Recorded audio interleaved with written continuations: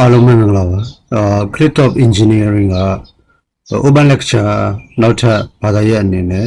ဒီ Python Computer Programming Basics ကိုဖွင့်လှစ်သွားမှာဖြစ်ပါတယ်ဒီတန်းမှာတော့အဓိကဒီ Python ဖွင့်လှစ်ရခြင်းက Python ကဒီယနေ့ခေတ်မှာကမ္ဘာမှာ popular အဖြစ်ဆုံး programming language တွေထဲမှာတစ်ခုပါဝင်ပေါ့အဲကြောင့် Python ကအသုံးပြုရတယ်လည်းအများကြီးပဲเนาะ web development เนาะ data analysis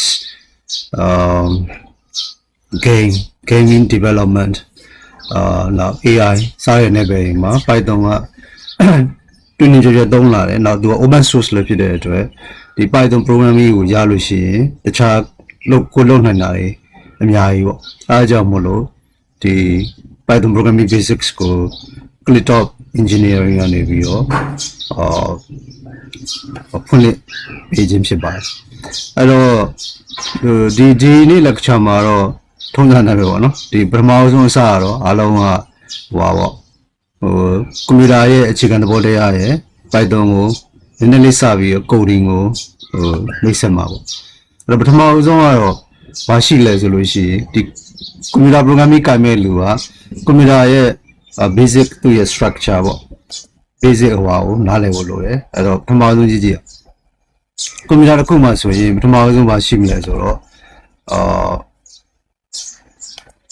ဒီ CPU ရှိတယ်ဒါအားလုံးကတော့တော်တော်များသိပြီးသားပါနော် CPU ကတော့ Central Processing Unit ပေါ့ Central Processing Unit ကကွန်ပျူတာရဲ့အဓိကလှုပ်ဆောင်တဲ့ brain ဖြစ်တယ်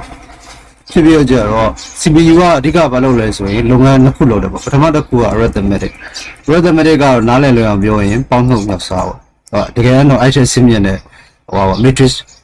operation တွေအဓိကလှုပ်ဆောင်တာပေါ့အဲ့တော့အစစ်မြင့်တဲ့သင်္ချာတွက်ချက်မှုတွေဒီ basic arithmetic operation တွေကိုနံပါတ်1 CPU ကလုပ်တယ်နောက်နံပါတ်2က CPU ကဘာလုပ်ပေးလဲဆို logical operation တွေလုပ်ပေးတယ် logical operation ကမှားမှန်ဆုံးဖြတ်တာပေါ့ဘယ်အခြေအနေမှရင်ဘာလုပ်မယ်ဘယ်အခြေအနေမှရင်ဘာလုပ်မယ်ပေါ့အဲ့တော့ဒီ computer programming ဒီလူရဲ့အုံနောက်ကလှုပ်ဆောင်လာကိုပဲပြန်ပြီးတော့ကွန်ပျူတာကိုလုပ်ခိုင်းတာဖြစ်တဲ့အတွက်ဒီအဓိကကတော့ logical operation လှုပ်ဆောင်လာပေါ့အဲ့တော့အဲ့မှာကြည့် logical operation မှာလူတစ်ယောက်ဆိုရင်တော့မနေ့စောကြီးနိုးလာပြီဆိုတာနဲ့တန်းထမှာလားမထဘူးလားဒါဒီ logic ပဲရုံသွားမှာဆိုရင်တန်းထမယ်ရုံသွားရတယ်ဦး holiday ဆိုလို့ရှိရင်တန်းထခြင်းမှာထမယ်နှက်နေအောင်ဟုတ်တယ်နော်အဲ့တော့အခြေအနေတစ်ခုပေါ်မူတည်ပြီးတော့ဘာလုပ်ရမလဲဆုံးဖြတ်ဖို့ရတဲ့အတွက် logic စေပေးဖို့လိုတယ်အဲ့တော့ CPU ဒီကွန်ပျူတာရဲ့ brain ဖြစ်တယ်အဓိက operation တစ်ခုလုပ်တယ်တွက်ချက်မှုတွေ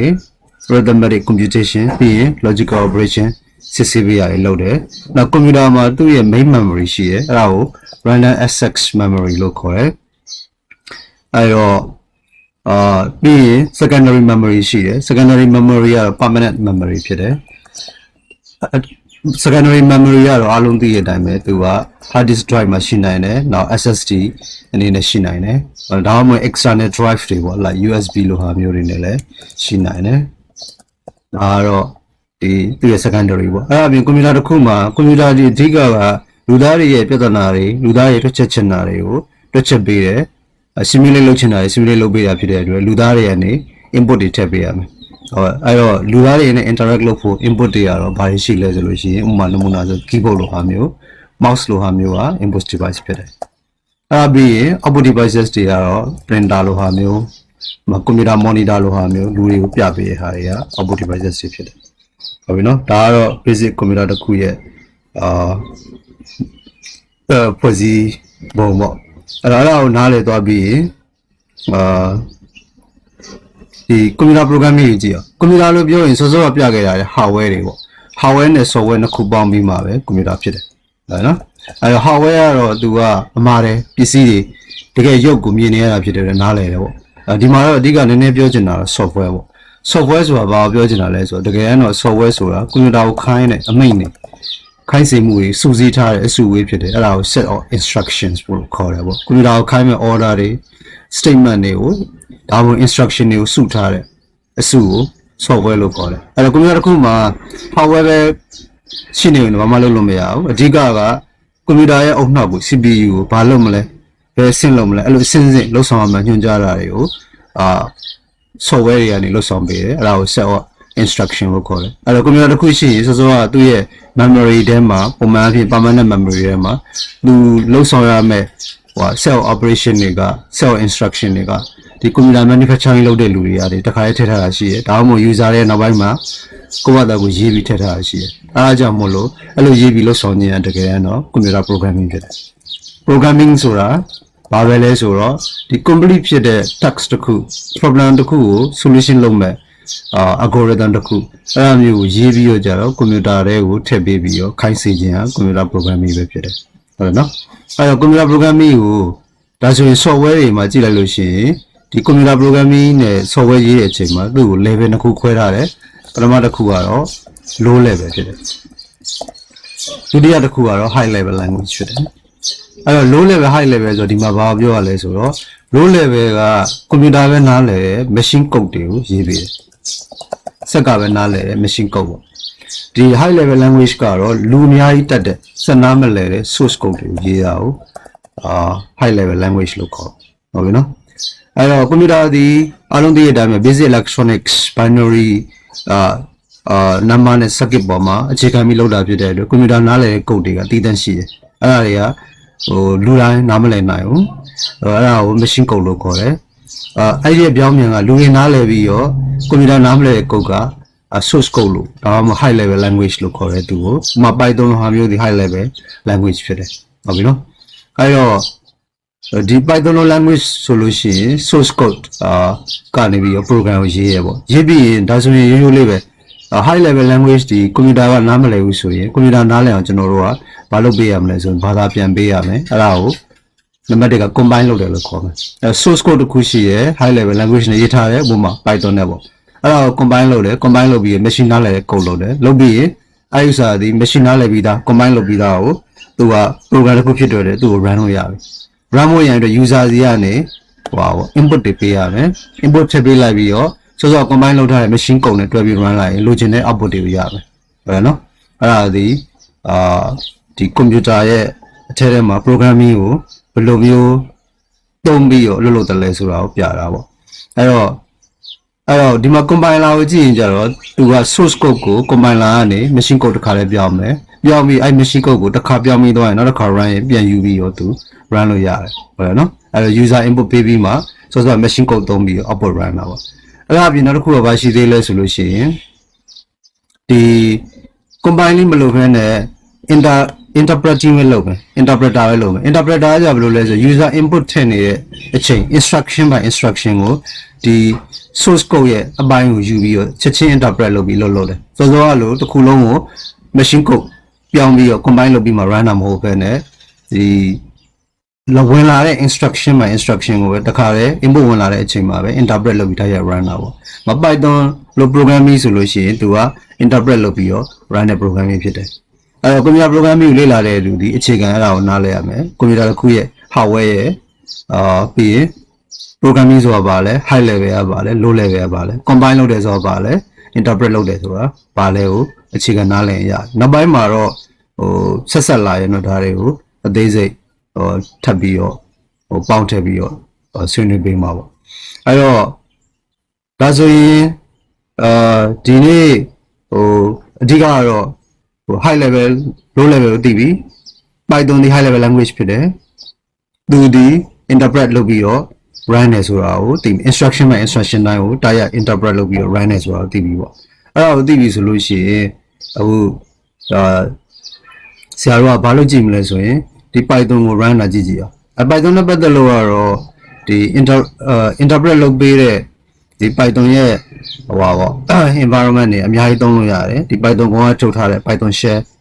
integrated development environment ကိုလည်းသုံးလို့ရတယ်ဒါမှမဟုတ်ရင်spider လိုဟာမျိုး Jupyter လိုဟာမျိုးနဲ့အများကြီးရှိရပါတော့တခြားဟာတွေလည်းအဲ့တော့ကြိုက်တာကိုသုံးဆွဲလို့ရတယ်အဲ့တော့ဒီမှာနမူနာပြရင်ဒါဆို Jupyter ပေါ့ဟုတ်နော် Python တစ်ခုကို Python ကို Jupyter မှာ coding လုပ်မယ်ဆိုပါတော့ဒါဆိုလို့ရှိရင်ဒါ installation လုပ်တာကိုယ့်ဘာတကူ web ကနေကြည့်ပေါ့နော်နောက်ပိုင်းအခြေရလို့ရှိရင်လည်းတခုချင်း installation လုပ်တာကိုပြပေးမယ်ပေါ့ဒါပေမဲ့ installation ကိုတက်ပြီးအာရုံမစိုက်ဘူးဒါကကိုယ့်ဘာတကူ online နဲ့ရှာပြီးလုပ်လို့ရတယ်ဒီ course ရဲ့အဓိကရွေးချက်ကတော့ programming language ကို basics ကိုဒီ YouTube video ကိုတွဲလိုက်ကြည့်ပြီးသားလူက ကိုယ့်ဘာသာကိုယုံယုံကြည်ကြည်နဲ့သုံးနိုင်အောင်ပေါ့နော်ကိုရေးနိုင်တဲ့အထိအောင်သင်ပေးဝေးရတဲ့အဓိကရွေးချက်ဖြစ်တယ်အဲ့တော့ဒီမှာ Jupyter ကိုသုံးပြီးသွားမယ်ဆိုရင်ဒီဘက်ကselection ကနေပြီးတော့ new ကိုသွားပြီးတော့ Python 3ပေါ့လောလောဆယ်ကျွန်တော်တို့စီမှာတော့ Python 3သင်ထားတယ်ပဲသူ့ကိုဖွင့်လိုက်လို့ရှိရင်အဲ့မှာသူ့ရဲ့notebook တက်လာမယ်ပေါ့ဟုတ်တယ်နော်ခဏလေးစောင့်လိုက်မယ်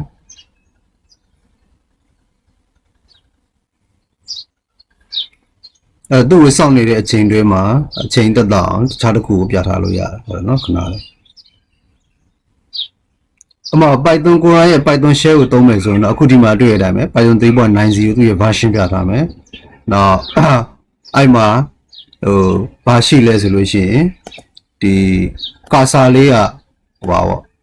greater than လို့တင်ကြတာလေးပေါ့နော် forward လို့တင်ကြတာလေးသုံးခုနဲ့သူကပြနေပြီဆိုရင်အဲ့ဒီရဲ့program ဒီအဲ့ဒီရဲ့ environment ဒီ user စီရဲ့ input ကိုလက်ခံဝင်ရတော့အဆင့်သင့်ဖြစ်ပြီအဲ့ဒါကို prompt လို့ပြောတယ်နော်အဲ့တော့ prompt user ကနေပြီးရောစပြီးရောထည့်လို့ရပြီလို့ပြောချင်တာပေါ့ဟုတ်ပြီနော်အဲ့ဒါနမူနာပေါ့အားလုံး typical တွေ့နေကြတာပဲ print hello ပဲလုပ်ကြည့်အောင်အဲ့ဆိုရင် Python မှာအခြေခံကြဆုံးကတော့ print ဆိုတာဒီ share ထဲမှာဒါမှမဟုတ် console ထဲမှာပဲတခါတည်းအဖြေကို user ကိုချက်ချင်းပြပေးတာပြပေးခြင်း print ကိုသုံးမယ်ဟုတ်နော်အဲ့တော့ print ဆိုပြီးတော့ string တစ်ခုရေးပေးလိုက်မယ် hello world ဟုတ်နော် print hello world လို့ကြည့်ပြီဆိုလို့ရှိရင်ဒီမှာတွေ့ရနော် hello world ဆိုပြီးထွက်လာတယ်အဲ့ဒါကတော့ Python share မှာဒါရ instruction မှာ instruction ဒါမှ line by line ထည့်ပြီး command ကိုရေးရပါဟုတ်နော်အဲ့တော့ဒီအခု မိတ်တို့ဖြစ်နေတာလေးကိုကာဆာလို့ပြောမယ်နောက်အဲ့ဒါလေးမိတ်တို့ဖြစ်နေပြီးရောuser ထည့်လို့ရပြီဆိုရင်သူက prompt က ready ဖြစ်တယ်လို့ပြောတော့ပေါ့ဟုတ်ပြီနော်ဒါကတော့စောစောက Python ရဲ့ share နဲ့ Python share ထဲမှာ run တာပေါ့ဟုတ်ပြီနော်အဲ့ဆိုရင်ဟိုဟာတစ်ချက်ပြန်သွားကြည့်အောင်စောစောက Jupyter ready ဖြစ်နေပါပြီဟုတ်ပြီနော်အဲ့တော့ Jupyter မှာဆိုရင်တော့အားလုံးဒီမှာတွေ့ရတဲ့အတိုင်းပဲအခုပါတွေ့နေရပြီလဲဆိုရင်ဒီမှာcell Jupyter မှာတော့ cell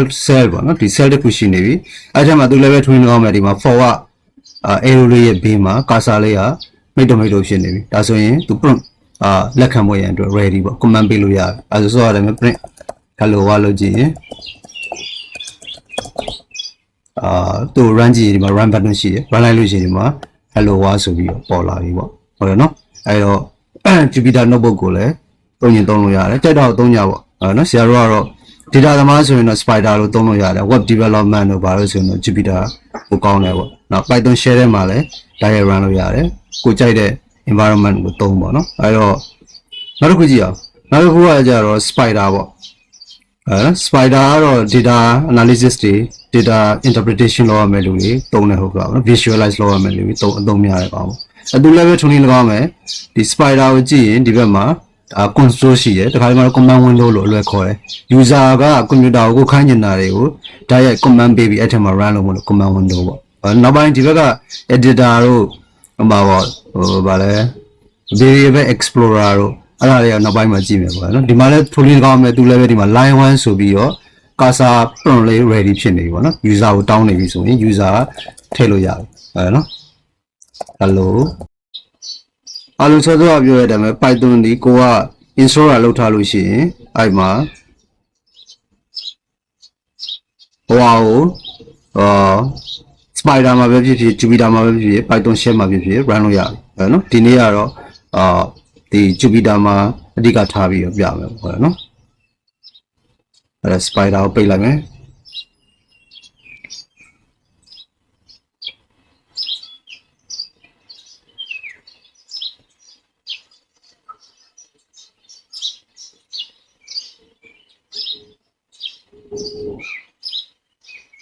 Python မှာအခြေခံကြဆုံး command ဒီ print လောက်တာပဲ print ဒီအခုပြထားတဲ့ console ထဲမှာ command window ထဲမှာဒီကိုပြခြင်းနဲ့ string စာကိုပြတာပေါ့အဲ့လိုပြတဲ့အချိန်မှာပြခြင်းတဲ့စာကိုဒီ quotation mark ထဲမှာထည့်ကုန်မယ်အဲ့တော့ဒီသူ့ရဲ့ဟိုပါပေါ့ဒီ formal name ကတော့ quotation mark ပေါ့ဆရာတို့က computer programming မှာတော့သူ code လို့ပဲပြောမယ်ပေါ့နော် code လေးတစ်ခုထည့်ပေးလိုက်ရတယ်အဲဆိုမှကြိုက်တဲ့စာထည့်လို့ရတယ် print function ကိုသုံးမယ်ပြီး function တိုင်းမှာ input တွေလက်သေးခွင်းပါမယ်နော်အဲ့တော့လက်သေးခွင်းစပြီးရတယ် ဒီမှာဆို Jupyter ကမင်းကို detect လုပ်ပြီးသူလက်သက်ကွင်းပိတ်ပေးရပေါ့ဟာနော်မပိတ်ပေးလဲကိုယ့်ဘာသာကိုစနစ်တကျပိတ်ခဲ့မယ်ဒါပြီးရေးချင်တဲ့စာရေးပေါ့ဥပမာပေါ့I miss home နမူနာပေါ့ဟာနော်အိမ်လွားနေအဲဆို run လိုက်လို့ရှိရင် I miss home ဆိုပြီးရရတယ်တွေ့နော်အဲ့ဒါဒီအခြေခံအကြဆုံးကွန်ပျူတာ programming ပဲဒါပြီးဒီနေ့မနာခင်မှာဘာပြောမလဲဆိုကွန်ပျူတာ programming မှာပေါ့ဆရာက A ထဲမှာ5ထည့်ချင် A = 5လို့ရေးလိုက်လို့ရတယ်အဲဆိုအဓိပ္ပာယ်ကဘာလဲဆို A ဆိုတဲ့ variable name ထဲမှာ5ဆိုတဲ့တန်ဖိုးကိုထည့်ပေးရပေါ့အဲသူ့ကို run လိုက်လို့ရှိရင်A ထဲမှာ5ရှိပြီဒါပေမဲ့ဒီမှာ print မထုတ်တဲ့အတွက်သူမပြဘူးပေါ့အဲဆို print A လို့ပြလိုက်လို့ရှိရင် A ရဲ့တန်ဖိုးဒီ5ကိုသူပြတယ်တွေ့ရနော်အဲ့တော့စောစောကလို့ကို print ညင်တဲ့ဥစ္စာကို string ကိုဒီ print ထဲမှာထည့်ပြီး print လို့ရလို့ကို print ညင်တဲ့ variable တန်ဖိုးတစ်ခုရှိပြီးသားအခုဆို A ထဲမှာ5ကို assign လုပ်လိုက်တယ်အဲ့လောက်ထားတဲ့တန်ဖိုးကို print လုပ်ချင်ရင်လည်း print အဲ့ variable name ကိုခေါ်ပြီးတော့ print လိုက်လို့ရတယ်ဒီထားမယ်အဲ့ဒါဆိုဘာပဲထွက်လာမလဲဆိုတော့5ဆိုပြီးပဲထွက်လာမယ်ဒါဆိုကျွန်တော်တို့အဲ့ဒါကိုတစ်ခါလဲနှစ်ခုလုံးပြလို့မရဘူးလားစာလေးနဲ့ရောပေါ့ဥပမာ A = 5လို့ပြခြင်းနဲ့ဆိုပါတော့အဲ့လိုတော့ကျွန်တော်ပြလို့မရဘူးလားဆိုရင်ရတာပေါ့အဲ့ဒါဆရာကဘယ်လိုပြလို့ရလဲသူ့ကိုနှစ်မျိုးခွဲကြည့်လို့ရတယ်ပထမတစ်ခုကရှေ့ကကိုလိုချင်တဲ့စာစီ A ခွဲပေါ့နောက်ကကျတော့ variable 5ကိုဆွဲမှာပေါ့အဲ့5ကိုဆွဲမဲ့စာ5ဒီကွန်ပျူတာရဲ့ memory ထဲမှာလောလောဆယ် A ဆိုတဲ့တန်ဖိုးနဲ့တင်ထားတာဆိုတော့သူ့ကိုcomma A ဆိုပြီးတော့ထည့်ပေးလိုက်ရတယ်အဲ့ဆို A ဒီ variable ထဲမှာ memory ထဲမှာတင်ထားတဲ့ variable A ရဲ့တန်ဖိုးကိုဆွဲလိုက်မယ် A ကိုဆွဲမှာမဟုတ်ဟုတ်နော်အဲ့ဆိုဘာလို့ပေးလိုက်ရမလဲဆိုတော့ဒီကောင်ကိုပေါင်းပြီး print လုပ်ပေးလိုက်အဲ့ဆို print A = ဆိုတဲ့စာရှိမယ်ပြီးမှ comma A ဒီ comma A ကကြဘာလို့လဲဆိုတော့ memory ထဲမှာရှိတဲ့ variable A ရဲ့တန်ဖိုး5ကိုဆွဲပြီးတော့ print ထုတ်ပေးမှာဒီကောင်ကို run ကြည့်လိုက်လို့ရှိရင် A = 5ဆိုပြီးတော့တွေ့ဟုတ်နော်အဲ့တော့ print function ဒီ string ကိုတိုက်ရိုက်ထည့်ပြီးလည်း run လို့ရတယ်ဒါမှမဟုတ်ရင်ကိုကြိုက်တဲ့ string ထည့်ပေါ့ဒါမှမဟုတ်ရင် variable ကိုထည့်ပြီးတော့ run လုပ်လဲရတယ်တွေ့နော်ဒီမှာ variable ဒါမှမဟုတ် variable string ကိုနှစ်ခုလုံးပေါ်ခြင်းကိုပေါ်ခြင်း string ရဲ့ပြီးရင်နောက်မှာ variable သူ့ရဲ့တန်ဖိုးဆွဲပြီးတော့ print ထုတ်ပေးလို့ရတယ် A = 5ဆိုပြီးရေးလို့လဲရဟုတ်ပြီနော်အဲ့တော့ဒီနေ့မှာဘာတွေကြည့်ခဲ့လဲဆိုလို့ရှိရင်ကွန်ပျူတာတစ်ခုလုံးလို့ဆောင်ပေါ့အဓိကကွန်ပျူတာရဲ့ brain ဒီ CPU ပေါ့ဟုတ်နော်နောက်ကွန်ပျူတာရဲ့မှတ်ဉာဏ်ကနှစ်ခုရှိရ random access memory အဲ့ဒါ temporary ပဲဖြစ်တယ်ပြီးရင် secondary memory ဖြစ်တယ်အဲ့ဒါ hard disk drive တွေ SSD တို့ external stick တွေထိုးတာတို့ဒီ secondary memory ပေါ့အဲ့ဒါပြီး user ရဲ့ interact လုပ်တဲ့ input device တွေရှိတယ် output device တွေရှိတယ်ကွန်ပျူတာ hardware ကိုခိုင်းဖို့ရန်အတွက် software တွေလိုတယ်အဲ့ဒါတွေရေးသားခြင်းအမိန့်တွေရေးသားခြင်းတွေသူက computer programming ဖြစ်တယ်ဟုတ်နော်အဲ့တော့ programming ရေးသားတဲ့အချိန်မှာသူက level နှစ်ခုရှိရယ်စက်တိုင်းနားလဲတာကို low level language လို့ခေါ်ပြီးတော့လူနားလဲတဲ့လူတွေအများစုရေးနိုင်တာ high level language လို့ခေါ်တယ်အဲ့ဒါအဲ့လိုမျိုးပေါ့အဲ့တော့ high level ရေးထားတဲ့ဒီ simple လို့ရတယ်ဘာပြင်ပြရတယ်အဲ့ဒါ compiler ရေး interpreter ရေးလို့ compiler ခါတဲ့ဒီ code ကိုဘာလာပြန်ထားလိုက်ပြီးတော့ user နေယူလို့ရတယ် interpreter ကကျတော့ line command instruction by instruction ကိုပြင် interpret လုပ်ပြီးတော့သူက interpret လုပ်ပြီးတော့ run ဖြစ်တယ်နော်အော်မှာ Python မှာဒီနေ့ကြည့်ခဲ့တာ Jupyter မှာ run တာရယ် Spark မှာ run တာရယ် Python share ပေါ့နော်အဲ့ဒီ preference ကို run နေတဲ့ string ထည့်လိုက်အောင်ဒါမှမဟုတ်ဒီ memory မရှိတာ variable ကိုပြင်လို့ရတယ်အဲ့ဒါသူ့ရဲ့တန်ဖိုးပါတန်ဖိုးနဲ့ဆိုရင်ပေါင်းရင်လည်းအခုစောစောပြောသလို print A = ဆို string က comma A ဆိုပြီး variable ဆွဲပြီးတော့လည်းပြင်လို့ရတယ်ဟုတ်ပြီဒီနေ့တော့နောက်နောက်မှာစုံမယ်အားလုံး